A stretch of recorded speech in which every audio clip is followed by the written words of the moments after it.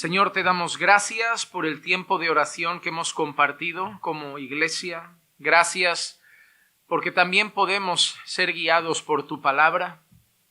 Tu palabra, Señor, estará puesta delante de nuestros ojos. Y pedimos, Señor, que nuestros oídos estén atentos y que nuestros corazones sean humildes para recibir tu palabra. Que podamos leer este pasaje de la Escritura y también que podamos entenderlo y que podamos aplicarlo a nuestras vidas y sacar lecciones para nuestra vida diaria.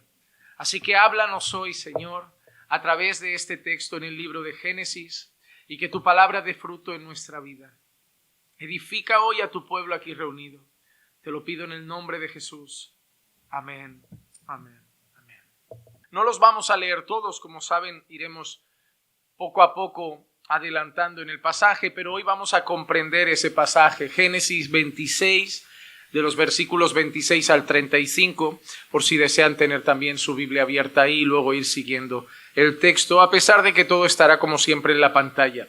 Antes de empezar con el pasaje en cuestión, antes de empezar con los versículos, me gustaría traer una pregunta inicial y es la siguiente. Dios está presente en todas partes. Sin embargo, no todos son conscientes de la presencia de Dios. Cuando las personas ven tu vida, ¿hay evidencia de que Dios es tu Señor? ¿Hay evidencia de que Dios está contigo? Yo quiero empezar con esa pregunta. Quiero que la tengan en el corazón. Esa pregunta, cuando la gente nos mira, cuando la gente te ve, la gente dice, es de Dios. Esa persona es de Dios. Esa persona camina con Dios, esa persona es un hijo de Dios, Dios está con él o Dios está con ella.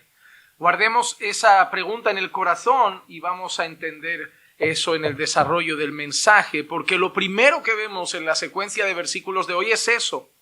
Es como unos paganos son capaces de ver que Isaac es un hombre con el que Dios está. Génesis capítulo 26, versículo 26, y el principio del versículo 28 dice: Entonces Abimelech vino a él desde Gerar con su consejero Ahuzat y con Ficol, jefe de su ejército, y le dijo a Isaac, ¿por qué habéis venido? Y le dijo Isaac, ¿por qué habéis venido a mí, vosotros que me odiáis, y me habéis echado de entre vosotros? Y ellos respondieron, vemos claramente que el Señor ha estado contigo. Recuerdan que Isaac ha tenido unos percances anteriormente. Isaac tenía la dicha y la bendición de contar con los pozos que su padre Abraham había cavado. Él había hecho el esfuerzo de abrirlos porque la gente con mucha maldad los había dejado ciegos. Los había llenado de arena para que él no tuviera acceso al agua de esos pozos. E Isaac los había destapado. Además de eso, Isaac había cavado nuevos pozos. Y allí donde Isaac cavaba un pozo, el pueblo venía, hacía conflicto contra él, le ponía trabas. Y si recuerdan nuestro mensaje anterior, Isaac intentaba evitar el conflicto, se iba a otro sitio. No me quieren aquí, me voy a otro lado. Pero allí donde Isaac llegaba, le iba bien. Allí donde Isaac llegaba, cavaba un pozo y hasta el punto que recuerdan que encontró un pozo especial. Un pozo que decía un pozo de agua viva. Era como un pozo de agua que no era estancada, un pozo de agua que no estaba quieta. Se refiere a un pozo de agua que corre, que está todo el tiempo en circulación. Eso significa que el agua está más limpia, es más pura, no está estancada, por lo tanto no tiene tanto peligro de tener infecciones, de cultivar bacterias, bichitos y cosas similares. Entonces ellos le estaban haciendo la vida difícil a Isaac hasta el punto que se va desplazando y ahora donde Isaac se encuentra en Gerar, llega Abimelech desde Gerar, y quiere estar cerca de él, y eso sorprende a Isaac. No me habéis querido echar, no soy un problema para vosotros, no me habéis hecho la vida imposible, no habéis estado destrozando los pozos. No me queríais en ningún sitio. Me habéis echado de un lado para otro. ¿Por qué ahora queréis estar conmigo? ¿Por qué ahora queréis estar cerca de mí? ¿Por qué ahora queréis que tengamos una relación si constantemente me habéis puesto trabas? La respuesta es impresionante. Vemos claramente que el Señor ha estado contigo. No dice solamente vemos que Dios está contigo, es que hay un énfasis añadido. Vemos claramente que Dios está contigo. Hermano amado, eso no es algo que solo le pasa a Isaac. Eso es algo que a lo largo del relato de la Escritura Dios ha hecho con sus siervos. Por ejemplo, nosotros vemos a Dios respaldando a sus siervos en pasajes como Josué capítulo 3 y versículo 7. Y el Señor dijo a Josué: hoy comenzaré a exaltarte a los ojos de todo Israel, para que sepan que tal como estuve con Moisés, estaré contigo. Así que este pasaje ya nos habla, por un lado, que el pueblo pudo saber y percibir que Dios estaba con Moisés. Ahora Moisés ya no está. Josué ha llegado al frente del pueblo para ser el líder del pueblo, para guiar al pueblo. Y claro, hay un miedo, ¿no? Van a querer al nuevo líder, van a querer al nuevo guía, van a empezar a comparar. Ahora decían, yo a Moisés lo quiero, pero a este no. Pero Dios nuevamente muestra su respaldo. ¿Y qué le dice a Josué? Tranquilo, que a partir de hoy te empiezo a exaltar para que el mundo sepa, para que todos sepan que así como estuve con Moisés, voy a estar contigo. Dios hizo eso con Abraham. Dios hizo eso con Noé. Dios ha hecho eso con Isaac. Dios ha hecho eso con Moisés. Dios ha hecho eso con Josué. Dios lo ha hecho con David, dándole victorias inesperadas, permitiendo que ganara batallas que nadie se atrevió a enfrentar, dándole hazañas que ninguno había logrado, y todo el mundo veía que Dios estaba con David. Dios respaldó a Elías cuando se encontraba frente a los profetas de Baal, cuando pidió algo que rozaba lo imposible humanamente hablando, y era que cayera fuego del cielo y consumiera agua, y Dios lo hace para respaldar a Elías. Eso lo podemos seguir viendo a lo largo de la historia. Dios siempre ha respaldado a los suyos, a los que caminan con Él, a los que lo honran, a los que lo buscan, a los que quieren hacer su voluntad. Dios no los deja solos y a la deriva. Dios los sostiene, Dios los guarda hasta el punto que la gente ve, Dios está con ellos. Dios está con ellos. Hubo una ocasión donde se ponía en duda la labor de los apóstoles, donde se ponía en duda lo que estaban haciendo los apóstoles. Se estaba llevando a tribunales, se estaba queriendo juzgar eso, y un hombre muy sabio dijo: ¿saben qué? He aprendido algo. Si lo que está haciendo esta gente no es de Dios, caerá. Pero si lo que está haciendo esta gente es de Dios, esto no se puede tocar. Y va a seguir. Esa es la garantía de la iglesia, esa es la garantía de que la iglesia va a prevalecer, y es que es de Dios. Y Dios siempre respalda a su pueblo. Ahora, yo quiero que analicemos eso en tu vida. Estos paganos vieron que Dios estaba con Isaac. Otros paganos vieron que Dios estaba con Abraham. Mucha gente vio que Dios estaba con Moisés. Mucha gente llegó a ver que Dios estaba con Josué. Mucha gente pudo notar que Dios estaba con David. Mucha gente notó que Dios estaba con José a pesar de estar en la prisión. Mucha gente vio que Dios estaba con Sadrach, Mesach y Abednego. Muchos notaron que Dios estaba con el profeta Daniel. Muchos percibieron que Dios estaba con Elías. Ahora, mira tu vida y te hago una pregunta.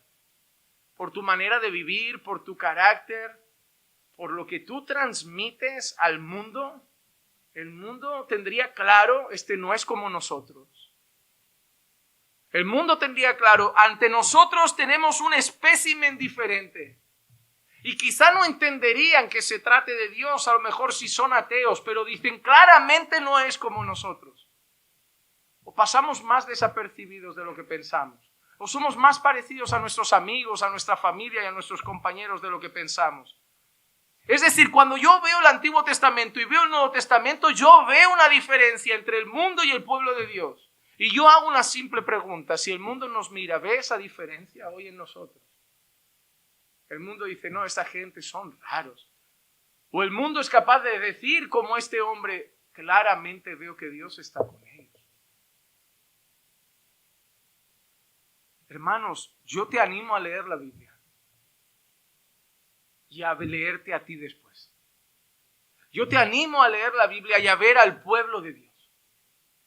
Y la Biblia no te va a esconder nada, no te los va a presentar como superhéroes infalibles. Te va a presentar sus caídas como la de David, te va a presentar los miedos de Elías, que llegó a pedir su propia muerte, te va a presentar las debilidades de Noé, te va a presentar las mentiras de Abraham, nos ha presentado ya las mentiras de Isaac, nos presentó las dudas de Moisés o incluso el ataque de enfado que lo llevó a pecar contra Dios. La Biblia nunca ha escondido las debilidades del pueblo de Dios, pero ha dejado claro que son de Dios por su manera de andar. Porque han tenido debilidades, pero su línea general de vida era una vida enfocada en Dios y la obra. Era una vida enfocada en hacer la voluntad de Dios, era una vida enfocada en honrar a Dios, era una vida enfocada en cumplir la misión y siendo honrados por Dios. Eran gente que caminaba con Dios y a veces caía. Hoy hay gente en la iglesia que parece que está caída y a veces camina con Dios. No puede seguir así, hermano. Dios no ha cambiado, la iglesia está cambiando. Nos preguntamos qué ha pasado, Dios ya no hace las mismas cosas, ¿por qué no vivimos ciertas cosas? Es que Dios no cambia, pero la iglesia ha cambiado. Ha cambiado. Y yo creo que necesitamos ser una iglesia que el mundo mire y vea claramente lo que Abimelech vio. Vemos claramente que el Señor ha estado contigo. Vemos claramente que Dios está con ese pueblo. Dios respalda a los suyos. Dios respalda a los suyos. Y con quien más claramente lo ha hecho es con su Hijo, con Jesús. En Juan capítulo 3, versículo 2, ¿recuerdan esto? Este vino a Jesús de noche y le dijo: Rabí, sabemos que has venido de Dios como maestro, porque nadie puede hacer las señales que tú haces si Dios no está con él. ¿Recuerdan Nicodemo, un líder de los judíos religiosos del momento? Va a Jesús de noche, probablemente por miedo a que sus compañeros lo vean y luego especulen de qué hace hablando con Jesús. Se irá a hacer un discípulo de él. Pero va de noche, pero la frase con la que se presenta, aunque tristemente no reconoce a Jesús como Señor, no reconoce a Jesús como Mesías, solo lo ve como un maestro, pero afirma algo: un maestro que viene de Dios, un maestro que Dios está con él. Y lo dice así: sabemos que vienes de Dios porque nadie hace las señales que tú haces si Dios no está con él. Y eso muestra que incluso a los ojos de los jueces populares, incluso a los ojos de los líderes religiosos, Jesús era respaldado por Dios, por las cosas que hacía. Y no sabiendo solamente esto, la propia Escritura en Mateo 3:17 narra este respaldo magnífico del Padre sobre el Hijo. Y he aquí, se oyó una voz de los cielos que decía: este es mi Hijo amado, en quien me he complacido. No hay más respaldo que ese. No hay mayor respaldo que ese. La propia voz del Creador, la propia voz del Padre desde el cielo ante todos esos testigos, en el momento en que Jesús es bautizado por Juan el Bautista, diciéndole al mundo: es mi Hijo amado, en él tengo complacencia. Mira qué interesante, con todos los siervos Dios respaldó, aunque no le complacieron en todo. Pero solo de Jesús afirma: en él tengo plena complacencia. Él no falla. Él es perfecto, infalible, Él lo hace todo bien. Él respaldó Él respaldó a Elías a pesar de sus miedos. Él respaldó a Abraham a pesar de su mentira. Él respaldó a Isaac a pesar de su mentira. Él respaldó a Moisés a pesar de sus debilidades. Respaldó a Josué a pesar de sus debilidades. Respaldó a David a pesar de sus caídas. Pero él, como el Hijo, no ha habido otro. Porque cuando él decide mostrar su respaldo sobre el Hijo, él no hay caída. Él no hay debilidad. Él no hay fragilidad, no hay error. Él es toda complacencia para el Padre. Es fácil respaldar a Jesús, porque Jesús lo hace todo bien. Nosotros tenemos una ventaja, que en Cristo tenemos el respaldo del Padre a pesar de nuestra debilidad. Nosotros tenemos el respaldo de Dios sobre nosotros por el Hijo. Porque el Padre se complace en Jesús, nos respalda a nosotros. Porque el Padre se complace en Jesús, nos ama a nosotros. Porque el Padre se complace en Jesús, nos bendice a nosotros. Todo lo que tenemos nosotros es por la complacencia del Padre en el Hijo. Pero eso no quita que debemos honrar al Padre, vivir para la gloria de Dios, obedecer su palabra. Y hermano, Dios manifestará su respaldo. Cuando el mundo te mira a día de hoy, el mundo ve claramente a Dios en ti. Tu forma de contestar a las adversidades, tu forma de saltar ante los momentos difíciles, tu forma de enfrentar las situaciones, tu vida de oración, tu conocimiento de la palabra, tu piedad en el caminar, tu humildad, tu mansedumbre, tu manera de enfrentarte a las tentaciones, de batallar con el mundo, de estar en medio de Babilonia. El mundo puede ver, está en Babilonia pero no es de los nuestros, está en Egipto pero no es egipcio, está en Roma pero no es romano. O está diciendo, es un romano que el domingo va a la iglesia. O es un egipcio que el domingo va a la iglesia. O es es de Babilonia pero evangélico. No, hermano. Tienen que ver, está entre nosotros pero no es de nosotros. Tú sabes lo del mundo en la iglesia. Están con nosotros pero no son de nosotros. El mundo tiene que ver lo mismo al revés. Están con nosotros pero esta gente no es de nosotros. El día que el mundo te vea como un bicho raro, aunque muchas iglesias te hagan entender que no es así, sí, el mundo te va a ver extraño. El mundo no te va a comprender. No comprendieron a Jesús, no te pueden comprender a ti. Porque si a ti te comprenden y no comprenden a quien tú representas, hay un fallo en esa línea de pensamiento. No puede ser que el mundo no llegue a aceptar a Jesús y te llegue a aceptar a ti plenamente, no. Algo no cuadra. Si a él lo aborrecieron y tú lo representas a él, la consecuencia debe ser la misma. Mira qué sencillo es. En España, antes hablamos de política con unos hermanos, de Vox, de Abascal. Para el mundo, Abascal pues es racista, homófobo, machista y todas estas cosas, ¿no? Si yo replico su discurso, su carácter, su actitud, ¿qué me va a decir el mundo que soy? Racista, machista, homófobo y todas esas cosas. Es muy raro encontrarte a alguien de Vox ocupando una casa, haciendo malabares en un semáforo, promoviendo el antisistema. Claro que no, ¿verdad? No cuadra. Es como decir, yo soy de Vox. Oye, pero eso ocupa. Sí, de Vox y ocupa y esto. No cuadra, ¿verdad? Es como que no casa. Es como que no casa. Hay una representación un poco rara en eso, ¿no?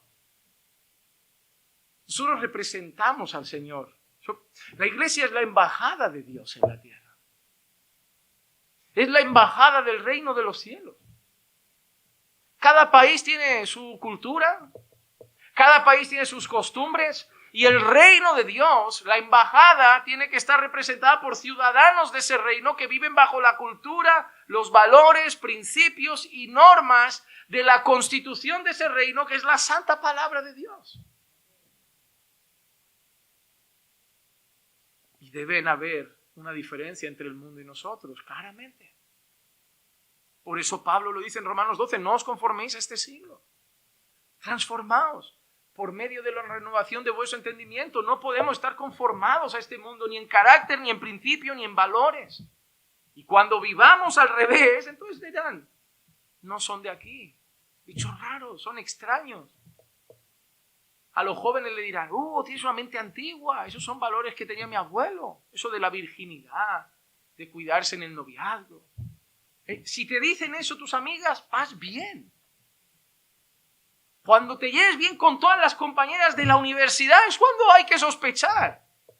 Cuando salís, las conversaciones todas encajan, están en todos los grupos de WhatsApp y te ríes de los mismos chistes, es cuando eso choca. Es cuando de golpe no estás en la cena de empresa, te sales del grupo de WhatsApp de la compañía, no ríes el chiste del jefe malsonante o verde, que empiezan a verse raro y ahí va bien. Cuanto más raro para el mundo, normalmente es mejor. Cuanto más tranquilo en el mundo, algo no está andando muy fino. Porque si teóricamente llevamos la luz, el mundo ama la luz.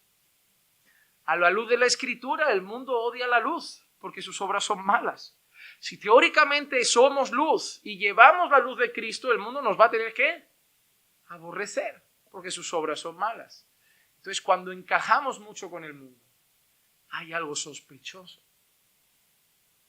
Abimelec vio que Dios estaba con Isaac. El mundo tiene que ver que Dios está con nosotros, que somos de Dios. Somos de Dios. Una canción antigua que los que llevan tiempo en la iglesia sabrán y habrán oído alguna vez. ¿Se acuerdan esa frase? Somos el pueblo de Dios. Somos un pueblo especial.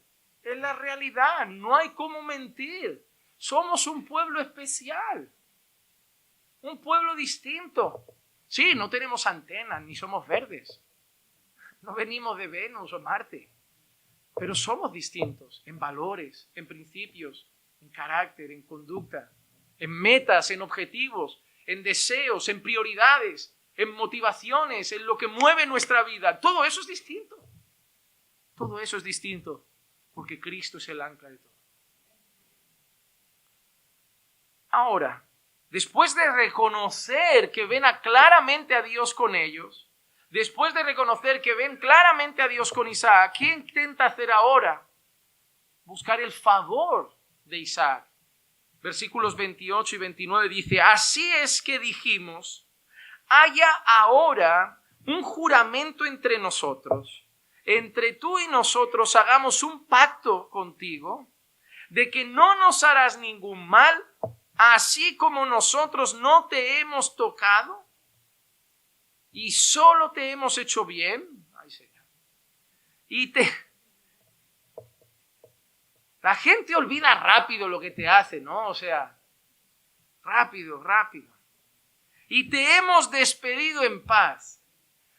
Bueno, discutible, pero vamos a dejarlo ahí. Tú eres ahora el bendito del Señor. Hermano, ¿recuerdan que Abraham mintió con lo de su mujer e Isaac mintió con lo de su mujer? Pues así como en lo malo parece que se replicaron, en lo bueno también. Porque este rey quiere hacer un pacto con Isaac de llevarse bien. Es sencillo el pacto y el juramento. Nosotros no te haremos nada, tú no nos harás nada, todos en paz. Obviamente es un acto hecho desde el miedo. Viendo que ese pueblo prospera, crece, es como que hecho desde la cobardía. Pero no es la primera vez que pasa, porque en Génesis 21, versículos 22 y 23 dice, aconteció por aquel tiempo que Abimelec con Ficol, comandante de su ejército, habló a Abraham diciendo, Dios está contigo en todo lo que haces. O sea, ese Abimelec era otra generación, eso es un título. Y le dijo a Abraham, al padre de Isaac, que le dijo, vemos que Dios está contigo en todo lo que haces. ¿Qué le ha dicho Abimelec a Isaac? Vemos claramente que Dios está contigo. ¿Qué deseo más grande en mi corazón sería ver que Dios está con un padre y que llega a estar con su hijo también? ¿Qué deseo más grande en mi corazón sería ver que eso pasa en esta iglesia? Decir que veo a padres caminar con Dios y el día de mañana decir que veo a sus hijos caminar con el mismo Dios de sus padres. Así como pasó con Abraham y con Isaac. Pero estoy seguro que Abraham dedicó mucho tiempo a hablarle a Isaac de Dios. Que invirtió mucho tiempo en ayudar y a entender y enseñar a Isaac a caminar con Dios. Y hoy en día los padres quieren hacer eso de brazos cruzados. que sus hijos lleguen a andar con Dios, sin ellos hablarles apenas de Dios. Yo creo que hay una carencia en esa área. Dios está contigo en todo lo que haces. Ahora pues, júrame aquí por Dios que no obrarás falsamente conmigo, ni con mi descendencia, ni con mi posteridad, sino que conforme a la bondad que te he mostrado, así me mostrarás a mí y a la tierra en la cual has residido. ¿No parece una réplica? Primera frase, vemos que Dios está contigo, a Abraham y a Isaac. Segunda frase, hagamos un trato de no hacernos daño, Abraham e Isaac. Tercera frase, porque te hemos tratado bien y no te hemos hecho ningún mal. Es exactamente el mismo discurso, es exactamente lo mismo, exactamente igual. E Isaac va a reaccionar de la misma manera que reaccionó su padre. Y eso nos muestra algo. Dios estaba bendiciendo a Abraham de tal manera que el mundo sabía que Dios estaba con él, y asimismo está bendiciendo a su hijo de tal manera que el mundo sabe que Dios está con Isaac. ¿Por qué pasa eso? Porque Dios es fiel y Dios le había prometido eso a Abraham. En Génesis 12, versículo 2 dice: haré de ti una nación grande y te bendeciré y engrandeceré tu nombre y serás bendición.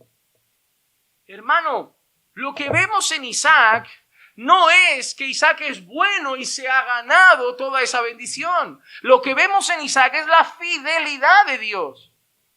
No hay que ver a Isaac como el gran hombre que se ganó el favor de Dios. Hay que ver a Isaac como el cumplimiento de la promesa de un Dios fiel que le dijo a su padre: te bendeciré a ti y a tu descendencia. Y por eso Dios bendice a Abraham, bendice a Isaac y va a bendecir a Jacob.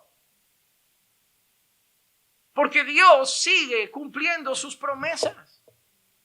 Hermano, la historia de la Biblia no es la historia de hombres buenos ganándose el favor de Dios. La historia de la Biblia es la historia de hombres débiles que contaron con un favor lleno de gracia, que venía de un Dios fiel.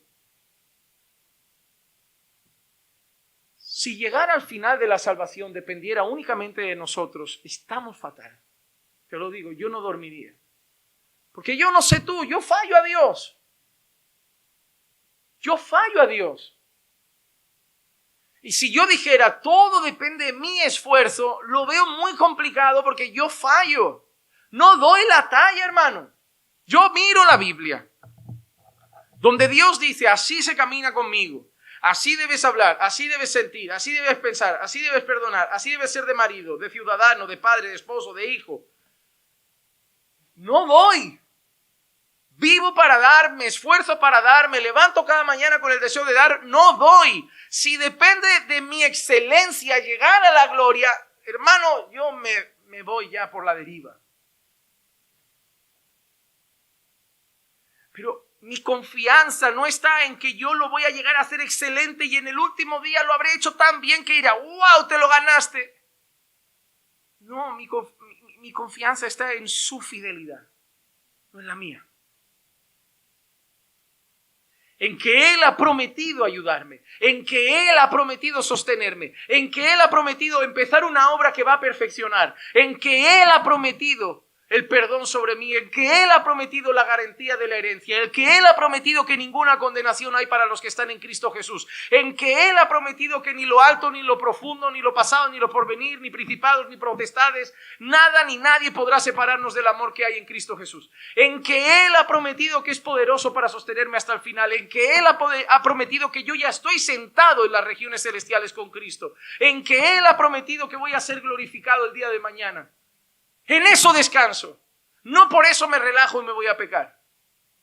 Me esfuerzo cada día, lucho cada día, lo intento cada día, y cuando veo un atisbo de debilidad en mí, miro a su gracia y digo: oh Señor, gracias, gracias, gracias, voy a seguir caminando. No tiro la toalla, porque a pesar de mi caída, 7 veces caerá el justo y de todas lo levantarás. Yo confío en Él, no en mí, confío en Él, confío en Él. Confío en Él. Y eso me da mucha paz. Me da mucha paz, porque si no viviría sumergido en la tristeza y en la angustia. pero me da paz. No me da una paz, como digo, de relajarme y ponerme a pecar. No, porque Él lo odia y yo lo amo. Y el que lo ama guarda su palabra. Pero me da paz que si yo peco, pero confieso mis pecados, Él es fiel y justo para perdonarlos y limpiarme de toda mi maldad. Yo confío en Él. Él es fiel y Él no cambia.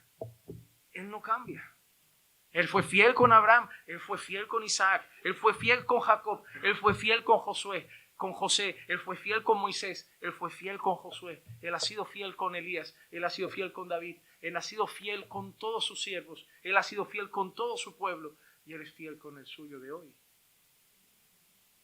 Porque Dios no ha cambiado sus promesas y seguimos siendo el pueblo que está bajo su bendición.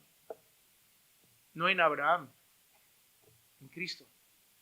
En Efesios 1:3 dice: bendito sea el Dios y Padre de nuestro Señor Jesucristo, que nos ha bendecido con toda bendición espiritual en los lugares celestiales en Cristo. Hermanos, somos bendecidos con toda bendición espiritual.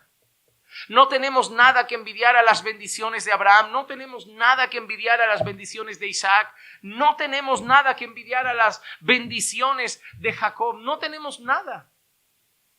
¿Qué envidias? La tierra, una tierra que llegaron, luego se repartieron en tribus. ¿Qué les queda? Te pregunto, ¿qué les queda?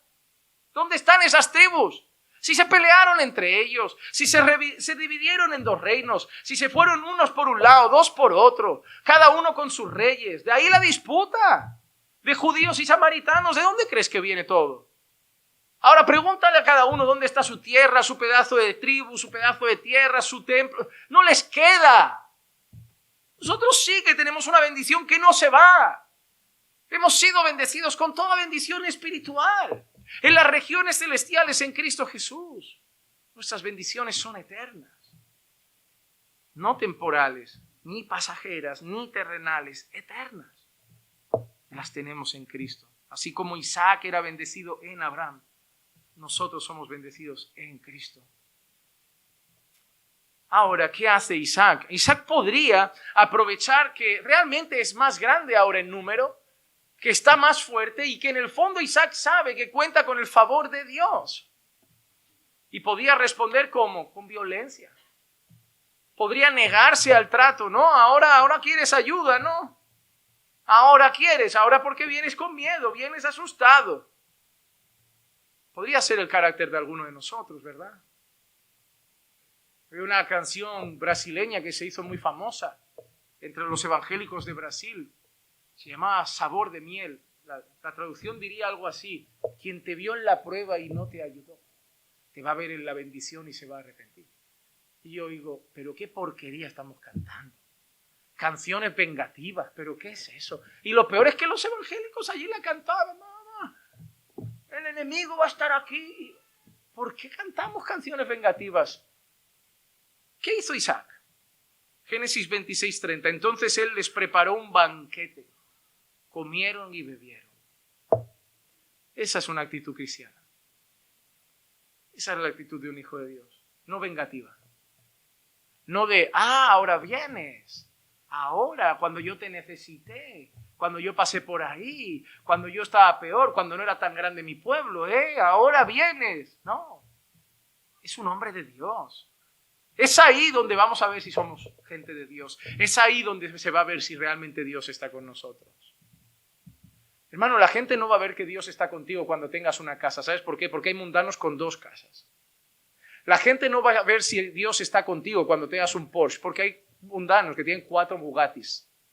La gente no va a ver si está contigo Dios cuando tengas 1 millón en el banco, porque hay mundanos que tienen 20. Así que dejemos de pensar que el mundo verá que Dios está con nosotros cuando seamos ricos y prósperos, porque el mundo es tremendamente exitoso en las finanzas. El mundo va a ver que Dios está con nosotros cuando el mundo es incapaz de perdonar y nosotros perdonamos. El mundo va a ver que Dios está con nosotros cuando ellos piden venganza y nosotros ponemos la otra mejilla. Vi una escena en un vídeo de YouTube, no sé si seguirá todavía circulando por ahí, de un chico, de un hombre que había matado, creo que a varios chavales. Y en el juicio, en Estados Unidos creo que fue, dejaron que las madres y el padre pudieran hablarle al asesino, que lo habían sentenciado, no sé si a cadena perpetua, y le podían hablar. Y todas las madres, lo normal, se desahogaban, ¿no? Ojalá te pudras, ojalá te vaya mal, ojalá te peguen, ojalá te maten, ojalá te mueras, te mereces mucho más, mataste a... Pero llegó un señor, gordito, con barba. Mientras las madres gritaban eso, el asesino estaba serio. Pero de golpe llegó un señor con barba, gordito, y le dijo que lo perdonaba. No sé si había matado a su hijo o a su hija, y él le dijo, yo te perdono, yo te perdono. Y empezó a llorar. El asesino empezó a llorar. Ese hombre era creyente. Es ahí donde se ve Dios está con esa gente. Porque solo alguien de Dios puede perdonar eso. Eso un hombre normal no lo perdona. Es ahí donde se va a ver que Dios está contigo. Deja de pensar que la gente va a ver que Dios está contigo porque vas a tener éxito. No, es cuando te vas a humillar que van a ver que Dios está contigo, porque el hombre no se humilla. El Hijo de Dios sí puede. En Cristo puede. En el Espíritu puede. Isaac no buscó venganza. Isaac sirvió un banquete. Preparó un banquete, comieron y bebieron. Isaac hizo de manifiesto una enseñanza de Jesús. Mateo 5, 44 y 45. Pero yo os digo, amad a vuestros enemigos y orad por los que os persiguen, para que seáis hijos de vuestro Padre que está en los cielos. Porque Él hace salir el sol sobre malos y buenos y llover sobre justos e injustos. Mira lo que dice, amad a vuestros enemigos y orad por los que os persiguen, para que seáis hijos de vuestro Padre. Es decir, pero ¿no somos ya hijos de Dios? Sí, pero lo que quiere decir el texto no es para que os volváis hijos de Dios, es para que quede de manifiesto que lo sois. Porque los que no son hijos de Dios es imposible que quieran amar a sus enemigos y orar por los que les persiguen. Pero para que quede de manifiesto que vosotros sí sois de Dios y Dios está con vosotros, vosotros sí vais a amar a vuestros enemigos y orad por los que os persiguen. ¿O no enseña la Escritura? Porque si amáis a los que os aman, ¿qué diferencia hay entre vosotros y el mundo? Si saludáis a los que os saludan, si tratáis bien a los que os tratan bien, si sois amigos de los que os ríen las gracias, y el que no, cada uno por su lado, la pregunta que nos plantea la Escritura es, entonces solo contestadme algo, ¿qué diferencia hay entre vosotros y los de ahí fuera? ¿Cómo marcaremos la diferencia? Serás amigo del que no te trató tan bien, perdonarás al que te ofendió, amarás al enemigo y orarás porque el que desea mal para ti. Entonces sí veremos que hay una diferencia entre el mundo y vosotros. Isaac no solo puso de ejemplo un mandamiento de Jesús, sino que Isaac puso de ejemplo unas instrucciones del apóstol Pablo. Romanos capítulo 12, versículo 17 al 21. Nunca paguéis a nadie mal por... Isaac podía pagar mal con mal. Sí. Por eso muchas veces pasan cosas y dice, oye, aprovecha y saca ventaja, sácale un dinero a la empresa, y el creyente de golpe dice, yo quiero aprovechar y sacar ventaja. A mí con que me den lo mío y me dejen ir en paz, ya está. Yo no quiero líos. Y ahí el abogado, no, que nos llevamos 10.000, ¿qué tal? No, yo no soy como el mundo. Yo no aprovecho cada esquina para sacar beneficio. Yo quiero irme en paz. Incluso te digo más, y si me voy sin nada, me voy sin nada, porque mi interés no está en eso. Yo no estoy aquí para reivindicar derechos. Yo estoy aquí para hacer la voluntad de Dios. Y a veces, en según qué situaciones, perder es exaltar a Dios. Es mirar a Dios y decir, tú sabes que yo esta la peleaba y me iba con la razón, pero me voy a callar por ti. Por ti. Nunca paguéis a nadie mal por mal. Respetad lo bueno delante de todos los hombres, como leímos el otro día. Si es posible, en cuanto a vosotros dependa, estad en paz con todos los hombres. Amados, nunca os venguéis vosotros mismos, sino dad lugar a la ira de Dios, porque escrito está, a mí es la venganza, yo pagaré, dice el Señor. A mí me llega una hermana y me dice, hermana, mira lo que me hizo la hermana. Si yo soy creyente y no mundana, le diré, perdona, reconcíliate. Si alguien tiene algo contra su hermano, ve y se reconcilia, para tu ofrenda. Ni puedes ofrendar, hermana, hasta que no hagas las paces con ella. Yo venía aquí para encender tu corazón y que también la odies. ¿Cómo que perdona? Sí, porque ya no somos las mismas dicharacheras de antes. Somos de Cristo. Y es ahí donde se va a ver si Dios está con nosotros. Porque al final, si cantas alabanzas, lees la Biblia, vas al culto, pero a la hora de perdonar eres la misma. Me parece que eres la misma, solo que el domingo vas a la iglesia. Por mucho tiempo en España había gente que el domingo iba a misa y el sábado se iba con prostitutas. El domingo iba a misa y tomaba cocaína, el domingo iba a misa y pegaba a la mujer. Pero eran católicos, ¿no? Porque es cultura. Hay gente que son evangélicos así. El domingo han cambiado la misa por el culto, pero de lunes a sábado son los mismos. No, hermano. Para mí cristianismo complicado es este. Estar en paz con todos, amar al enemigo, no pagar mal con mal. Mía es la venganza, dice el Señor. Pero si tu enemigo tiene hambre, mira qué pasó con Isaac. No tuvo ni hambre, le brindó un banquete. Si tu enemigo tiene hambre, dale de comer, y si tiene sed, dale de beber, porque haciendo esto, carbones encendidos amontonarás sobre su cabeza. Una vez explicando ese texto a un joven en la distancia por internet, porque tenía el corazón enfadado con alguien, le planteé este pasaje, y como me respondió, me hizo mucha gracia, porque me dije, lo entendí, basta, lo voy a tratar bien para amontonar carbones. Digo, no, hombre, no lo has pillado. Digo, no, la idea no es tratarlo bien para ver si se quema. No has entendido lo de los carbones encendidos.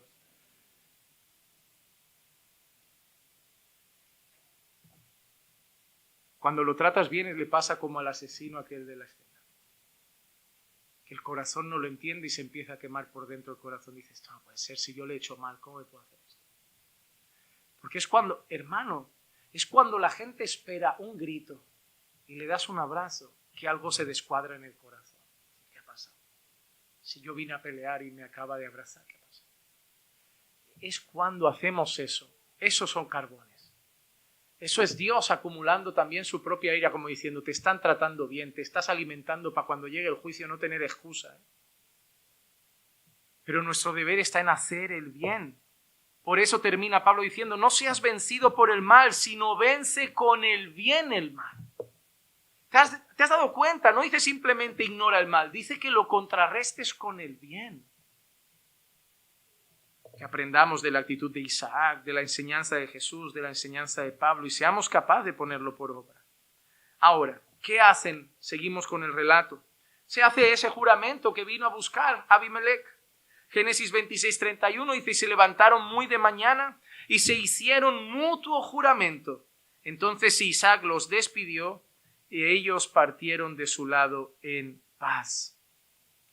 ¿Y cómo sigue la secuencia? Versículos 32 y 33. Volvemos a ver una bendición de Dios sobre el pueblo. Dice, y sucedió que aquel mismo día los siervos de Isaac llegaron y le informaron acerca del pozo que habían cavado y le dijeron, hemos hallado agua. Y lo llamó Seba.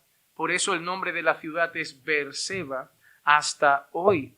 Mira qué interesante. Justo cuando Isaac trata al enemigo bien, justo cuando Isaac hace las paces, justo cuando Isaac paga el mal con bien, justo cuando Isaac es capaz de servir al enemigo, Dios lo honra. ¿Sabes qué? Nuevamente se ve claramente que Dios está con él. Hermano, nosotros no hacemos cosas buenas para ganarnos el favor de Dios, pero Dios bendice la obediencia. Una cosa no quita la otra. No obedezco para que Dios me recompense, pero Dios de corazón como Padre premia la obediencia. Dios honra la obediencia de su pueblo. Dios bendice a un pueblo obediente. De la misma manera que te afirmo que Dios puede disciplinar duramente a un pueblo rebelde. La Biblia es clara. Que toda la salvación sea por gracia.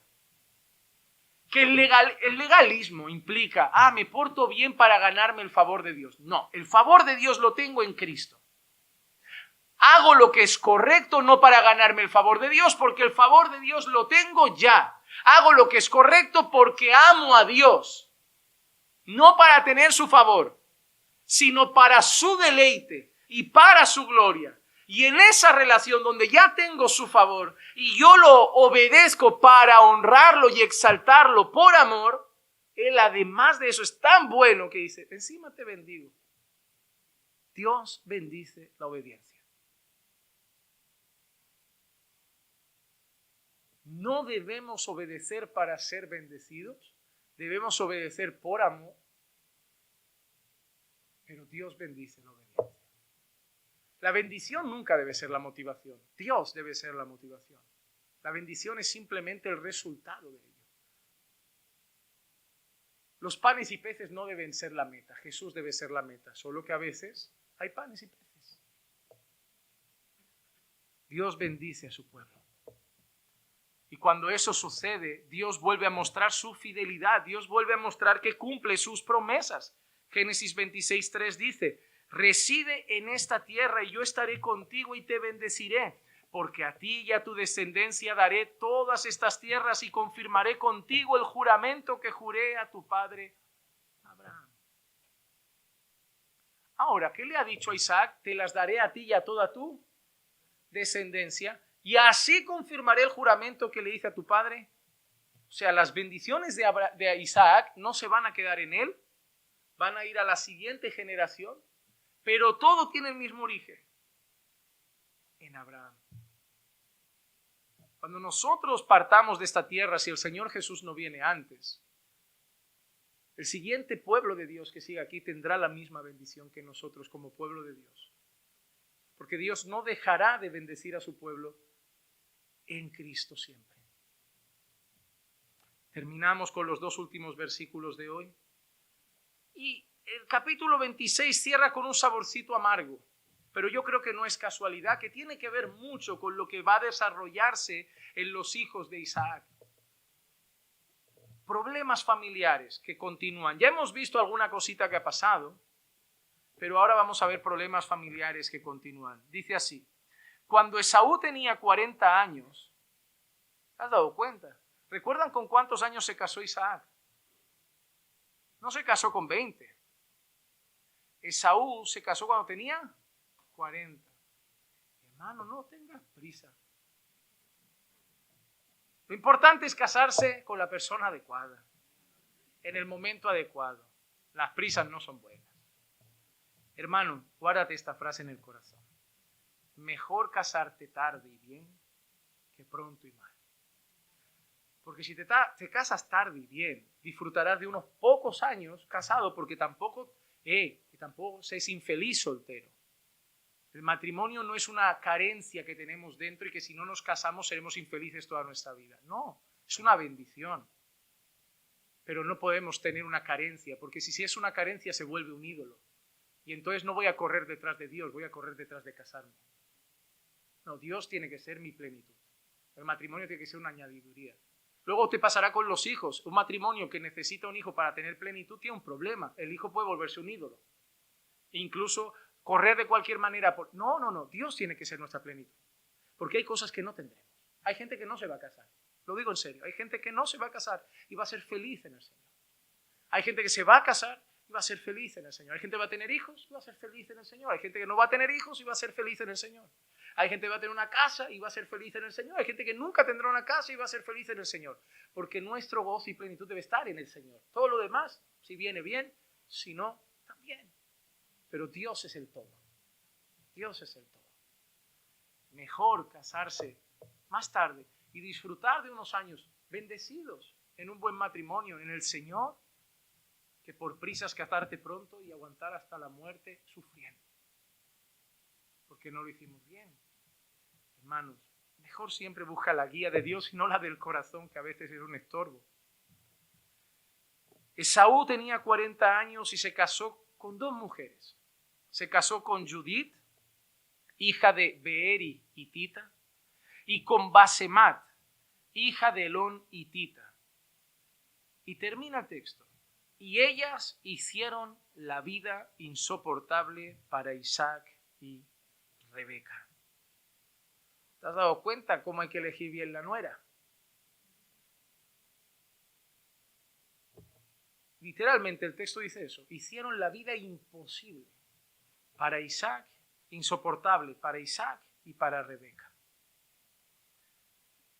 Cuando nosotros vimos la elección de Dios, la elección de Dios estaba sobre ¿quién? ¿Jacob o Esaú? Jacob. Luego vimos que eso se empieza a cumplir ¿cómo? En la manera como Jacob, aunque sea mal y con trampas, anhela algo espiritual, la primogenitura y una bendición que veremos después. Y cómo Esaú desprecia algo espiritual por algo tan vano como un plato de comida. Ahora además Esaú se está uniendo a un pueblo con el que no debería unirse. Entonces, ¿qué ha hecho ya Esaú? Esaú ha vendido su primogenitura, despreciando algo espiritual y un regalo de Dios. Y ahora además Esaú se une a mujeres que Dios siempre ha querido guardar a su pueblo con un pueblo. ¿Recuerdan cuando Abraham buscó mujer para Isaac? Que sea de los nuestros, que sea de los nuestros. Pero Esaú se ha buscado unas hititas. Ese pueblo son enemigos del pueblo de Dios. Más adelante lo vemos claro en Éxodo capítulo 23, versículos 28 al 33. Y enviaré avispas delante de ti para que echen fuera al heveo, al cananeo y al hitita de delante de ti. No los echaré de delante de ti en un solo año, a fin de que la tierra no quede desolada y se multipliquen contra ti las bestias del campo. Poco a poco los echaré delante de ti hasta que te multipliques y tomes posesión de la tierra. Y fijaré tus límites desde el mar Rojo hasta el mar de los Filisteos y desde el desierto al río, desde el desierto hasta el río Éufrates, porque en tus manos entregaré a los habitantes de esa tierra y tú los echarás de delante de ti. No harás pacto con ellos ni con sus dioses. Ellos no habitarán en tu tierra, no sea que te hagan pecar contra mí, porque si sirves a sus dioses, ciertamente eso será tropezadero para ti. Esaú no solo vendió su primogenitura despreciando algo espiritual, se casó con mujeres de un pueblo pagano que adoraba a dioses falsos. Claramente ya vamos viendo cómo lo que Dios había elegido se cumple. Un Jacob que va a empezar haciendo las cosas tremendamente mal, pero siempre buscando recibir cosas espirituales, y un Esaú que desprecia todo lo espiritual y empieza cada vez a sumergirse más en lo mundano, en lo carnal, desprecia la primogenitura, se casa con mujeres paganas. Así que, amados hermanos, ¿qué lecciones podemos aprender de hoy? Primero, vivamos de tal manera que el pueblo sea consciente que Dios está con nosotros. Seamos como Isaac, seamos como Abraham, seamos como Moisés, seamos como Josué. El gran error de muchos evangélicos, de muchas personas, es que leen la Biblia y creen que esa gente son los héroes de Marvel. Hay gente que a veces lo dice en las iglesias. La unción de Elías, la unción de Moisés, la unción de... Y yo digo, pero si era gente normal. Era gente normal. Pero los venden como si fueran, no, esa gente estaba aquí, nosotros aquí. Era gente normal. ¿Qué estaba haciendo David cuando Dios llega? ¿Pastorear ovejas, despreciado por la familia? Dime, ¿qué tenía de especial David? Era un adorador. ¿Que le daba el arpa? Tú dale a la guitarra si quieres, pero que no le veo tan especial en el sentido de que no le veo poderes de superhéroe. Es más, mostró claramente debilidad, un problema grave con la inmoralidad. Mostró muchas cosas de su corazón. No era un superhéroe. Y era un hombre conforme al corazón de Dios. Es decir, tú puedes ser como David. ¿Qué tenía Moisés? No, hermano, Moisés lo que hizo, no lo hizo Moisés, lo hizo Dios. No, Moisés abrió, no, Dios abrió. Moisés trajo, no, Dios dio el maná. Moisés, no, la piedra, fue Dios el del agua, fue Dios el del maná, fue Dios el de las plagas. Moisés solo fue un instrumento. Solamente que fue un hombre que en un momento preciso dijo, viviré para Dios. Lo buscaré, y si me dice sube al monte, subiré, y si me dice ora, oraré, y si me dice predica, predicaré, y si me dice habla, hablaré, y si me dice circuncida, circuncidaré. No lo podemos hacer nosotros. No podemos hacer lo que hacía Moisés. Si Dios dice derecha, iré a la derecha. Si Dios dice canta, cantaré. Si Dios dice ora, oraré. Si Dios dice predica, predicaré. ¿No lo podemos hacer? Pues sí, y de la misma manera que Dios estuvo con Moisés, estará con nosotros. No eran superhéroes, La Biblia se ha encargado de no esconder sus caídas para que lo tengamos claro, para que la gloria sea solamente para Dios y para que además tengamos la certeza de que podemos ser instrumentos en sus manos. Yo leo biografías, a mí me gustan las biografías. Ay, cómo me encantaría tanto poder predicar como Jonathan Edwards, ese sermón de pecadores en las manos de un Dios airado. Pastor, cuentan que se convirtió toda la sala. ¿Qué hombre? Digo, ¿qué hombre? No era un superhéroe, no tenía alas. Lo que también cuentan, y no sé si lo has escuchado, que ese hombre pasó 3 días encerrado en la habitación antes de predicar ese sermón. Que no quiso salir ni para beber agua. Que la gente incluso decía que solo cuando entró en la capilla le brillaba el rostro, casi como Moisés cuando bajó del monte. Y pastor, y ese John Knox, ese hombre cambió Escocia. Cuando John Knox empezaba, Escocia era mayoritariamente católica y cuando este hombre acabó, era protestante. Pero no tenía alas tampoco. Pero no sé si te han contado también que su mujer escribía y relataba que ese hombre se metía en la habitación y no salía para comer, no salía para cenar, no aparecía durante horas y horas y horas, y que su mujer ponía la oreja en la puerta para ver si le había pasado algo y solo escuchaba una tras otra, un hombre gritar, dame Escocia o muero.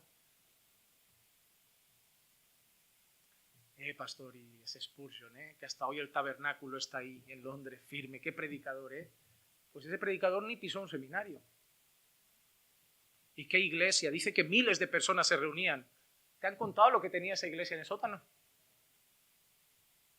Cuando gente iba a hacer un tour por ahí, a veces alguno de los pastores les decía, ¿queréis que os enseñe la sala de calderas? Le preguntaban, oye, ¿cómo pueden haber tantas conversiones? Y ellos decían, ¿queréis que os enseñe la sala de calderas? Ah, ¿tenéis la sala de calderas? Sí, para calentar el ambiente aquí arriba. Los bajaban y habían 120 personas orando por la predicación de arriba. Y pregúntale a Spurgeon cuántas series se vio de Netflix. ¿Cuántas películas vio? Ah, pastor, es que el problema es que no tenían tele. Ah, y tenerla significa tener que verla. Y que haya Facebook significa tener que tener una cuenta, y que haya Instagram significa tener que tener una cuenta, y que haya WhatsApp significa tener que estar escribiendo todo el día. Ellos no tenían tele, sí, pero tenían bares. Tenían lugares de recreo también. La diversión no la inventamos nosotros, ya existía de otras maneras. Lo que pasa es que esa gente vivía leyendo, estudiando, escribiendo. Por eso leemos sus libros. Y yo no sé si a ti te pasa, a mí me pasa, digo, me siento tonto a lo de esta gente. Yo no llego a la mitad de estos conceptos. Claro, cuando yo me puedo pasar mejor 2 horas leyendo, 3 horas leyendo, esta gente se pasaba 12 al día. No tenía distracciones, su mente era Dios, Dios, Dios, Dios, Dios, Jesús, el Evangelio. Claro, llegaban a unas profundidades. Hermano, nadie ha sido un superhéroe, solo que ha habido gente que se ha dado a Dios. Y yo no quiero ser Spurgeon, y yo no quiero ser Jonathan Edwards, y yo no quiero ser John Knox, ni Moisés, ni David. Yo quiero ser Juan Manuel, pero Juan Manuel dado a Dios. Y Dios hará conmigo algo diferente, pero estoy convencido de que si yo me doy a Dios, mi mujer se da a Dios, tú te das a Dios, Dios hará contigo algo. Pero seamos honestos, le damos poco. Así que no podemos esperar mucho. Así que tenemos 2 opciones, y las 2 tenemos que ser realistas. Conformarnos con cómo estamos y decir, mira, yo me conformo con tan poco, quedarme aquí sentado, seguir así el resto de mi vida tranquilito, porque más no le voy a dar. Si lo quieres, pero es la realidad. No puedes esperar algo sin dar nada. O decir, no, yo quiero vivir más. Yo quiero más gozo, más paz, más plenitud, más fortaleza, más ser usado. Entonces empieza a acabar y empieza a darte al Señor. Porque la salvación es gratuita, pero ser usado por Dios te va a costar. Porque yo me harto de leer biografías y todos los que han sido usados por Dios han sido hombres de oración. ¿Quieres hablar de Lutero y la Reforma? Ese hombre vivía para leer, escribir, orar, clamar, rogar. Hermano, son gente que se daba al Señor, se daba a la oración. Se daba. Si tú te das a Dios, Dios te va a usar también. Dios te va a usar. Y yo me encantaría ver a toda la iglesia siendo usada. Toda la iglesia dada al Señor. En áreas diferentes, pero siendo usados por Dios. Porque la seguridad de Isaac, de Abraham, de Moisés, de Elías, de Josué, de David la tenemos. Que Dios está con nosotros. Y Romanos 8:31 dice, entonces, ¿qué diremos a esto? Si Dios está con nosotros, ¿quién estará contra nosotros? Hermano, Dios está por su iglesia. Dios está por nosotros. No hay nada que temer. Yo creo que simplemente hay mucho que darle a Dios.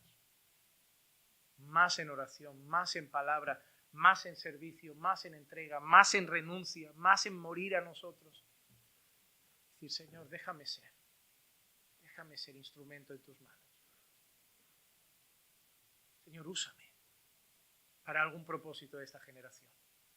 Cada generación has hecho cosas y nosotros somos el pueblo de esta.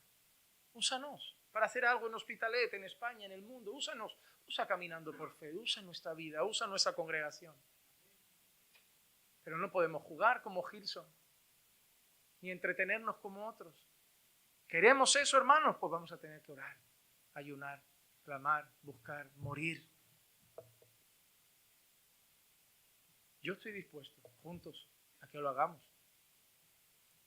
Y como dice el Salmo, en Dios haremos proezas. Y el mundo sabrá claramente que Dios está con nosotros. Vamos a orar. Señor, te damos gracias por tu palabra y por hablar a nuestras vidas un día más y por tratar con nuestros corazones. Gracias, Señor, por obrar en tu pueblo, por hablar a tu pueblo, por guiar a tu pueblo y edificar a tu pueblo. Solo te ruego que la palabra que hoy ha sido sembrada en tu pueblo pueda dar fruto y que pueda sobrar, Señor, en esta iglesia para tu gloria. Señor, somos hoy desafiados a vivir de tal manera que el mundo sepa que tú estás con nosotros. Ayúdanos a vivir de esa forma y consagrarnos cada día más a ti, te lo ruego. En el nombre de Jesús. Amén. Amén.